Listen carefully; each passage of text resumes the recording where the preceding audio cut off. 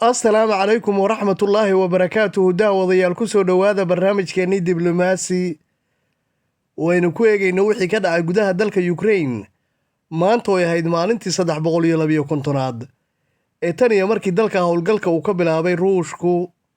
daawadayaal halxidhaalaheennii habeennimadii xalay ee ahaa waa maxay gabaldaye waxaa markii u horraysay ka soo jawaabay shakhsiga lagu magacaabo ugaas maxamed ugaas.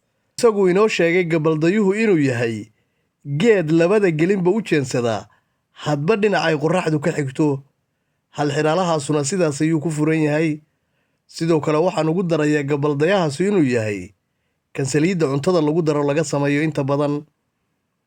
ugaas maxamedna waxa uu soo codsan karayaa barnaamij diblomaasiyadeed aynu u samayno. halxidhaalaheenna habeennimadan caawaana waxa uu noqonayaa maxaa loogu yeeraa hasha caanaheedu ay yar yihiin? waa maxay magaca loogu yeero hasha marka la lisayo laga helo caanaha yar? fadlan jawaabtaada nagula wadaag qaab kommentiya mahadsanid. gebi ahaanba magaalooyinka waaweyn ee dalka yukrain maalinimadii maanta ahayd waxaa laga daaray gambaleelada ka sii diga duqaymaha cirka ka soo socda. duqa magaalada kiyefna waxa uu dadka magaalada ku booriyey inaana dhayalsan digniinahaas, lana filayo ciidamada ruushka ee cirku inay weeraro kala duwan soo qaadaan. dowladda yukrain waxay mar kale dowladaha reer galbeedka ugu celisay 24 bishan aynu ku jirnay labaad inay filayaan inay soo qaadayaan ciidamada ruushka duulaankii muddada dheerba la sugayey. daawada haddii aad tahay daawado kanaalka ku xidhan waad mahadsan tahay, waxaadna ka mid tahay garbaha kanaalkani ku duulo. haddii aadse tahay daawado nagu cusub aan weli kanaalka sabskraibin, fadlan ku soo biir kanaalka sabskrayb si aad u daawato muuqaallo midba midka ka dambeeya uu ka sii taya badan yahay. hana ilaawinina muuqaallada inaad inoo laygaraysaan inoona sheergaraysaan. mahadsanidin. taliska guud ee yukraaniyiintu waxa uu caddeeyey maalinimadii maanta ahayd ciidamada ruushka inaanay duqaynan u aabayeelin ku hayeen magaalada kharkiyef oo ah magaalada labaad ee ugu weyn dalka yukrain. waxay sheegeen duqaymahaasu inay sababeen in tuulooyin aad u fara badan korontadii ay ka tagto. yukraaniyiintu waxay qireen ciidamada ruushka inay burburiyeen 4 bakhaar oo ciidamada yukraaniyiinta hubka ugu kaydsanaa. bakhaarada ayay sheegeen inay ku yaaleen gobolka Donetsk ee indhawaalaba dagaalku ka socday, lana sheegayay maalmihii lasoo dhaafay ciidamada ruushka inay lahaayeen gacanta sare. sidoo kale waxay sheegeen inay duqaymahoodii maalinimada maanta ku wadeen tuulooyinka Kobanisk, Leyman, Bakhmud iyo weliba Afadiika. waxaana la sheegay galabnimadii maanta ay dagaalada ugu qaraar inay ka socdeen tuulooyinka Novovirka iyo Fohledar. sarhay hadaaya oo isagoo ah guddoomiyihii gobolkiisa inta badan laga qabsaday ee Luhansk waxa uu sheegay in maalmihii lasoo dhaafay ay gobolka ku soo qulqulayeen ciidamo cusub oo ruusha. waxa uu dowladda Ukraine uga digay in dhowaantan ciidamada ruushka ay soo qaadayaan duulaankoodii weynaa. madaxweynaha yukraaniyiinta oo la hadlayay baarlamaanka midowga Yurub waxa uu sheegay xoreyn laga xoreeyo ruushka dalka Ukraine inay tahay xoreyn Yurub oo dhan la xoreynayo. inkastoo Vladimir Zelensky hadalka kaga dhawaaqay baarlamaanka midowga Yurub, madaxa ugu sarreeya midowga Yurub Charles Michel waxa uu sheegay in waddo dheer oo adag ay marayso Ukraine haddiiba ay doonayso inay ku soo biirto midowga Yurub. waxa uu sheegay madaxweynaha yukraaniyiintu inuu baarlamaanka midowga Yurub u sheegay inay barbar taagnaan doonaan yukraaniyiinta tan iyo askariga ugu dambeeya ruushka inta dalka laga saarayo. ra-iisul wasaaraha dalka Poland waxa uu sheegay in Yurubiyaanka looga baahan yahay inay diyaaradaha dagaalka u gacangeliyaan haatan Ukraine. waxa uu sheegay in la soo gaaray xilligii Yurubaana waxba la hari lahayn. madaxweynaha yukraaniyiinta iyo Kamuuran ayaa la filayaa dhowaantan inay ku kulmaan magaalada Ransaw oo ah magaalo aan sidaa uga sii fogeyn soodinta labada dowladood. wadahadalkaas ayaa wuxuu noqonayaa dabcan sidii ay dowladda Poland u dedejin lahayd hubabka kooban ee laga helo dalalka Yurub. dalka Poland ayaa waxa uu yahay dalka ugu badan ee Ukraine hubka u sii maro. afhayeenka aqalka Kremlin-ka ee looga arrimiyo dadka ruushka Dmitry Peskov waxa uu warbaahinta u sheegay hubka lagu soo daldalayo dalka Ukraine inay ku sii baaba'ayaan dadka Ukrainiyiinta oo keliya. waxa uu sheegay in la soo gaaray dowladda Ukraine xilligii ay ogolaan lahayd gebi ahaanba shuruudaha dowladda ruushka si dalkeeda dhibaatadu uga dhammaato. waxa uu sheegay inaanay dowladaha reer galbeedka ah haba yaraatee sii caawin doonin, dhiigga daadanayaana uu yahay kooda oo keliya. sidoo kale afhayeenka aqalka Kremlin-ku waxa uu sheegay yukraaniyiintu indhawaalaba inay dalalka reer galbeedka ka codsanayeen hubabka riddada dheer, inkastoo ay ku andacoonayeen inaanay u isticmaali doonin hubabka inay Ukraine ku weeraraan, balse taasu ay tahay mid khiyaaliya.